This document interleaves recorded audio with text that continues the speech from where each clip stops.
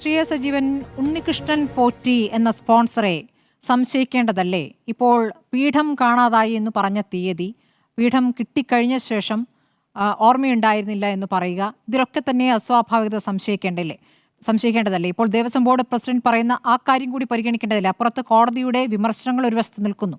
അപ്പോഴും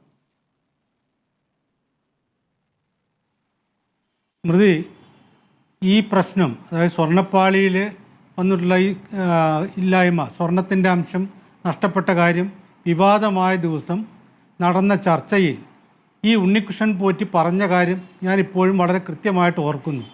അദ്ദേഹം പറഞ്ഞത് ഇത് നഷ്ടപ്പെട്ടിട്ടുണ്ടെങ്കിൽ അതിനെക്കുറിച്ച് അന്വേഷിക്കുന്നതില്ല. പക്ഷേ ഞാനിതിലൊരു ആരോപണവും ഉന്നയിക്കുന്നില്ല, ഞാൻ ആരെയും കുറ്റപ്പെടുത്തുന്നില്ല എന്നൊക്കെയാണ് അദ്ദേഹം പറഞ്ഞിരുന്നത്.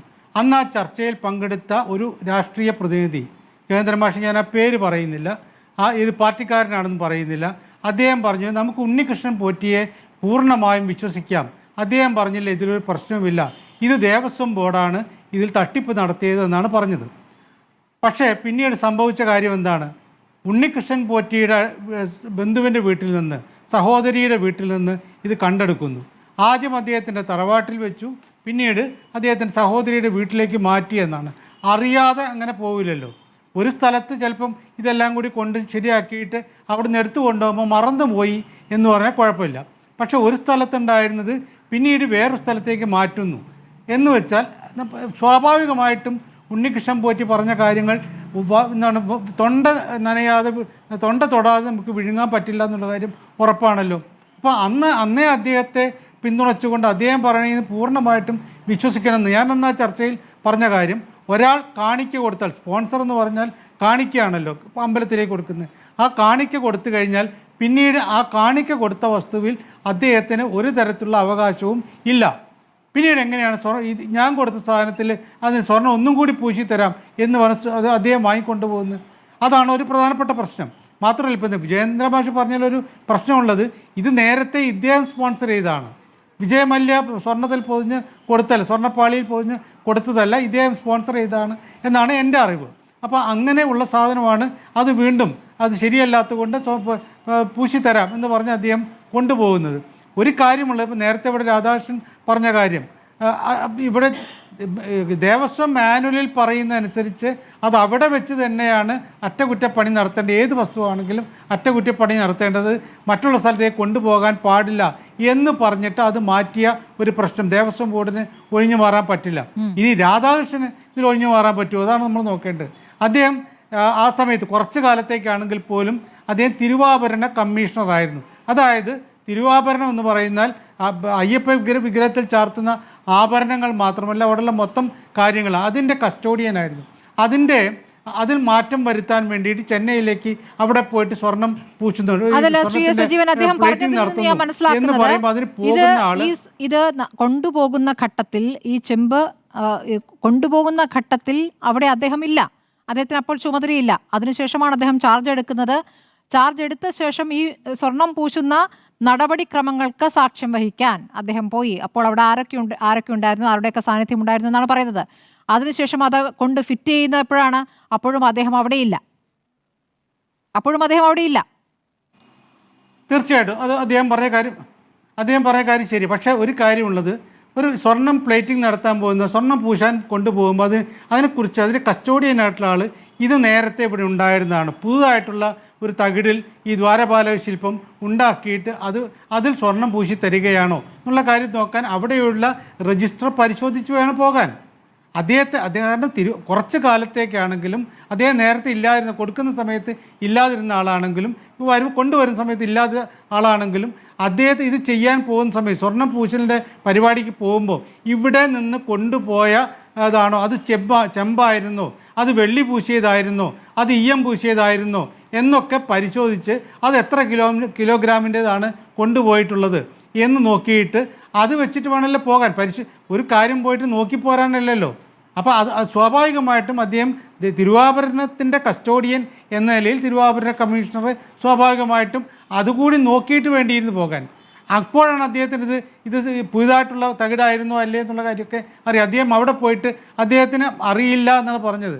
ഇത് ചെമ്പ് തകിട് കുറേ കൊണ്ടിട്ടു അവിടെ, അത് പിന്നീട് പ്ലേറ്റിംഗ്. അപ്പോൾ ആദ്യത്തെ തൂക്കമെടുത്തു, രണ്ടാമത്തെ തൂക്കമെടുത്തു.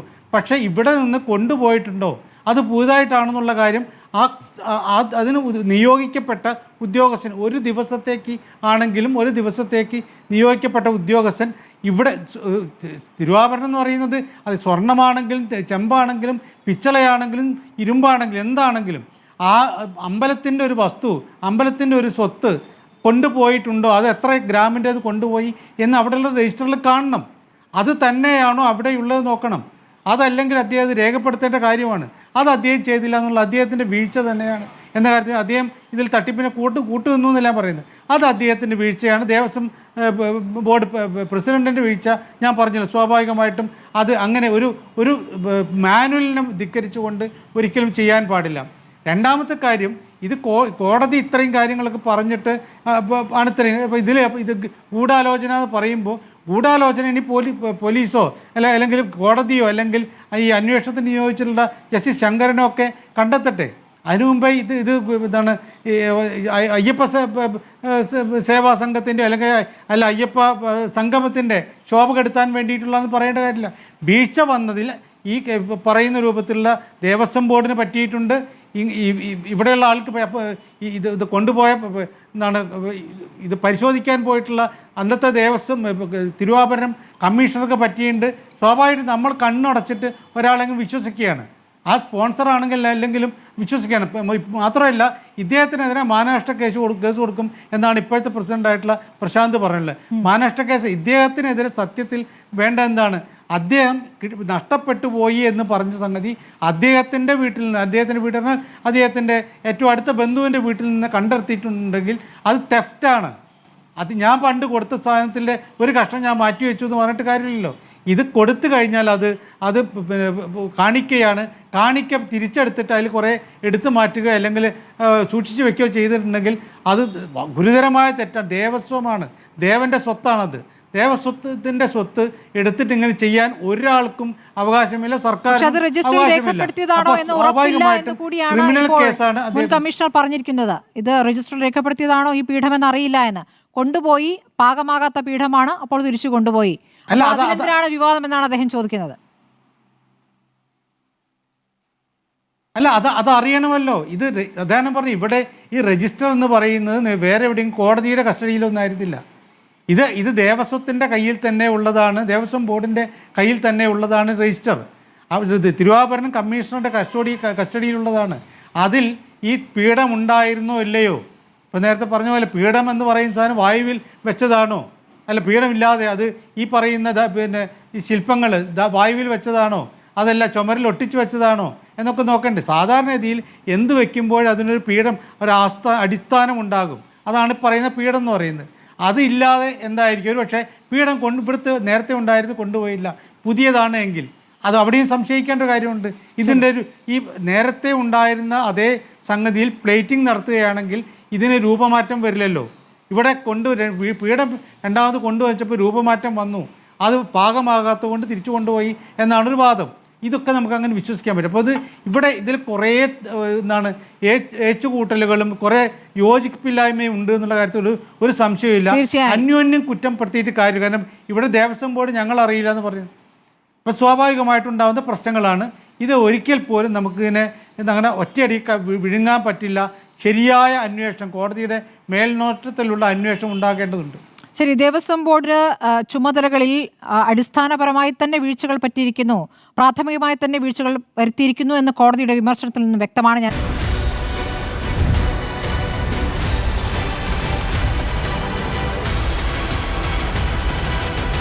ഡിബേറ്റ് വിത്ത് സ്മൃതി പരുത്തിക്കാട്.